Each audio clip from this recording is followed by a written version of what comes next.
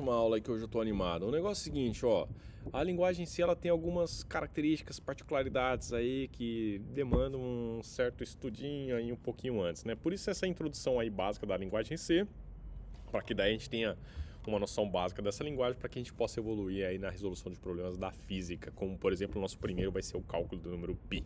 Olha aí que legal.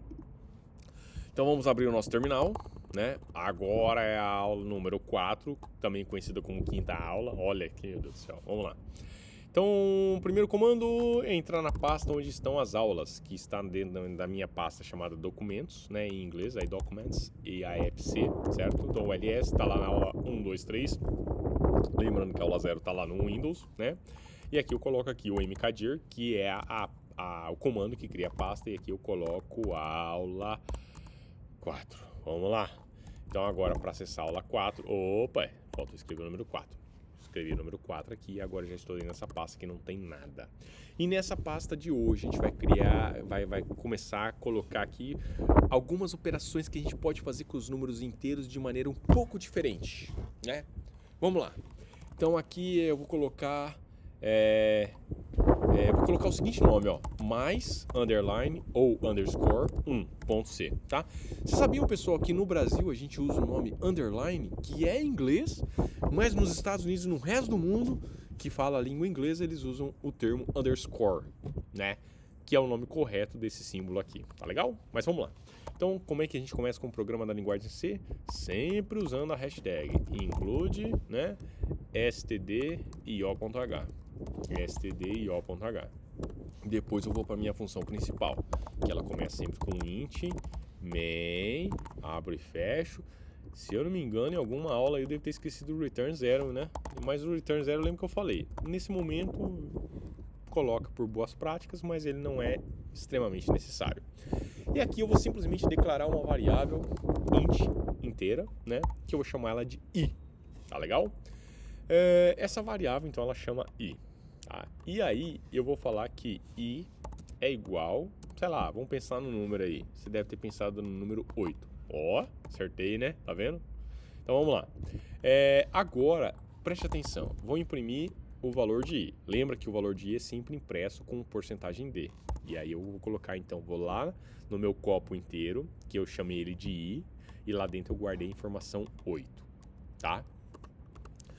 Olha só o que eu posso fazer agora, pessoal. Isso daqui é um assassinato à matemática.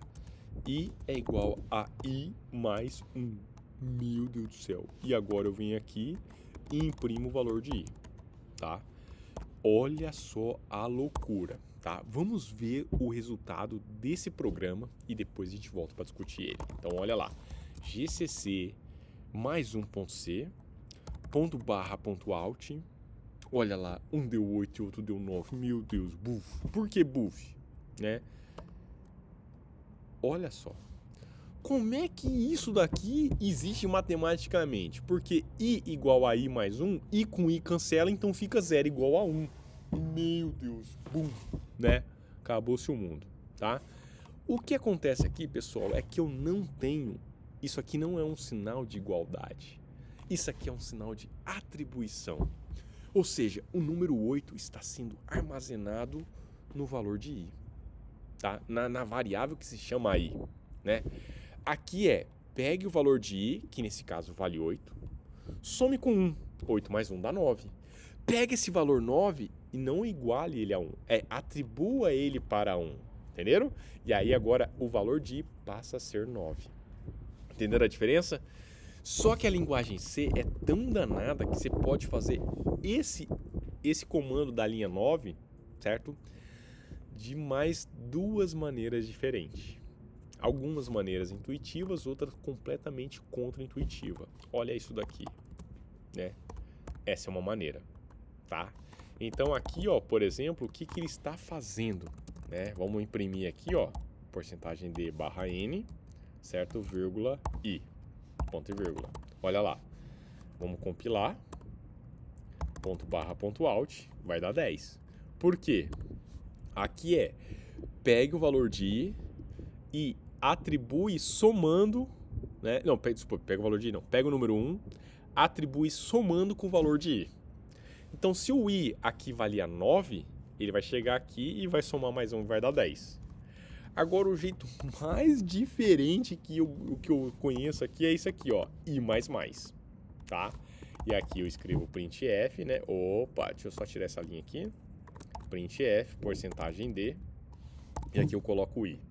Agora, olha o que acontece se eu compilar, né? Ó. Então, gcc.barra.out, aí vai dar 11, tá? Então, i++ significa pegue o próprio valor de i e adicione uma unidade nele, tá? E tudo isso daqui, ó, vale para menos e para menos menos. Ou seja, ele reduz o valor de i em uma unidade, tá? Outro detalhe é que eu posso usar também a multiplicação, ou a divisão, ou o resto da divisão, tá? O resto da divisão, desculpa, o resto da divisão não pode, né? Mas eu posso sempre estar fazendo operações matemáticas com esses valores aqui dessa maneira, tá? Aí não precisa ser necessariamente 1, pode ser 2, 3 e assim por diante, tá? Mas aqui só a questão de contextualização é que existem duas linguagens que se chamam C. Na verdade, existem 3, né? Existe a linguagem C, C++ e C#. Mas essas linguagens C e C++ são muito parecidas. Tanto é que tudo que é escrito em C roda em C++, mas o que é feito em C++ nem sempre roda em C, né? Mas por que C++? Justamente por causa dessa ideia, que é uma unidade melhor do que a linguagem C. Mas a gente vai focar aqui nessa linguagem C por enquanto, tá? Mais um detalhe aqui que a gente vai falar sobre isso daqui, é que essa notação de i++, ela é altamente utilizada, tá? E ela é altamente utilizada para laços de repetição. Quando eu preciso fazer uma coisa muitas vezes, ele usa essa questão do i++, e agora eu vou mostrar como, né? Então agora a gente vai criar um programa chamado for.c, tá? E esse programa a gente vai então começar ele do zero. Então coloca lá o include, né, ó. Você não precisa nem estar praticando, de tanto que assistir essa aula aqui toda hora faz a mesma coisa, né? Int main. Aí agora eu venho aqui, fecho, abro, né? E agora, não esquece do return 0, professor. Isso mesmo, return 0. E agora eu venho aqui e faço o seguinte, coloco int i, que existe uma variável i, e agora sim eu crio o laço for. Então o laço for, que é um laço de repetição, é para i igual a 0, então esse vai ser o meu primeiro valor de i, coloco ponto e vírgula para separar o próximo comando, tá? Eu coloco qual é a condição do i, né? Ou seja, o i vai ter que ser menor do que 10, por exemplo, certo? I mais. Abro uma chave e fecho a outra chave, tá? O que é essa estrutura maluca que eu estou escrevendo aqui, né? Então essa estrutura maluca, ela funciona da seguinte maneira. Eu primeiro vou aqui atribuir o valor 0 para i. Então i vale quanto? I vale 0. 0 é menor do que 10? Sim. Então ele executa o que estiver na linha 6. Aí, depois de ele executar o que está na linha 6, ele adiciona uma unidade no valor do i. Se o i era 0, passa a ser 1. Ele volta aqui. 1 é menor do que 10? Sim. Executa novamente o que está na linha 6 e adiciona mais uma unidade. Agora o i vale 2. 2 é menor do que 10? Sim. Executa o que está na linha 6, adiciona uma unidade e assim por diante. Vocês entenderam? Então aqui, ó, vamos colocar assim, ó, printf, né, porcentagem d, e aqui eu simplesmente coloco a variável i. E aí ele vai escrever então os números de 0 até 10. Será? Vamos verificar? Olha lá. gcc for.barra.out até 9, tá? Ele escreveu 10 números, preste atenção. 1, 2, 3, 4, 5, 6, 7, 8, 9, 10. Mas ele escreveu os caracteres de 0 até 9, tá? De 0 até 9 são 10 unidades, tá? Então vamos ver como é que funciona esse programa. Porque i é menor do que 10. A hora que chegar no 10, que o i vale 10, 10 é menor do que 10? Não, 10 é igual a 10. Então aí ele para e não executa mais a linha 6 e vai para a linha 8ª, que é o final do programa. Entenderam? Professor, daria para fazer diferente? Dá. Daria para fazer uma contagem regressiva? Sim. O que eu mudaria? Colocaria aqui agora 9, certo? Colocaria agora o sinal invertido, né? Então é enquanto o i for maior do que 0, tá legal? Ou no caso aqui o certo é menos 1, né? Para ele conseguir ir até o 0, eu coloco agora menos.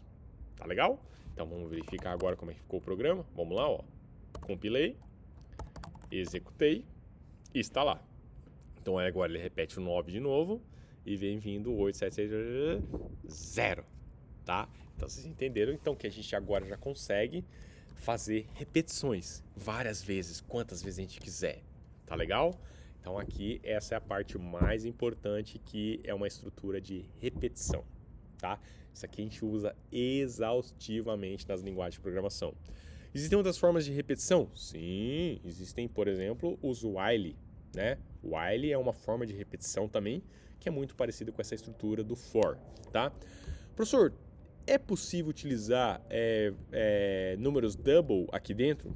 Sim, é possível. Você pode colocar aqui uma variável double no lugar do i, né? E fazer esses incrementos serem incrementos decimais, ou de milésimos, do que você quiser.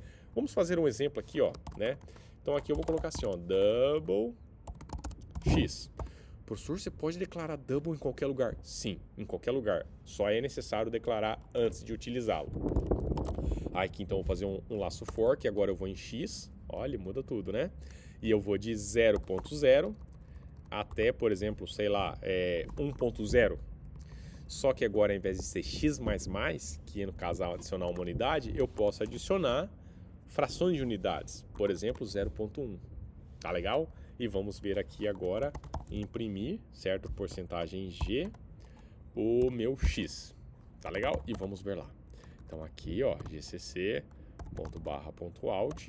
né? E aí agora eu vou ver os números decimais. 0, 0.1, 0.1 até 1, tá? Lembra que como ele mostra o número de maneira compacta, né? Ele sabe que não precisa mostrar 1.0, que é por causa da porcentagem G, tá? Um detalhe, não sei se vocês perceberam aqui, é que parece que de vez em quando eu digito muito rápido, né? Não é que eu sou bom em digitação, não. É que esse editor de texto que eu uso, que é o VI, ou chamado também de Vim, tá? Ele tem alguns atalhos que se chamam snippets. Em alguns outros editores de texto, como por exemplo o VS Code, eles também têm esses snippets. Então, olha só que legal, pessoal. Vou dar um exemplo aqui para vocês. Então, se você está gostando desse mundo da programação aqui, aconselho a utilizar o VI ou pelo menos o VS Code, né? E aqui eu crio os meus próprios snippets. Então, toda vez que eu digito for e aperto a tecla Tab, ele monta essa estrutura para mim. Ah, não quero X, quero Y. Então, eu coloco o Y aqui, ele muda em todas as posições necessárias onde tinha a letra I. Tá legal? Olha aí que bacana esse editor, né? Editor muito louco, esse VI aqui. Tá? Então essa é a estrutura de repetição e ela vai ser exaustivamente utilizada no nosso futuro aí. Tá legal? Um grande abraço e até a próxima aula.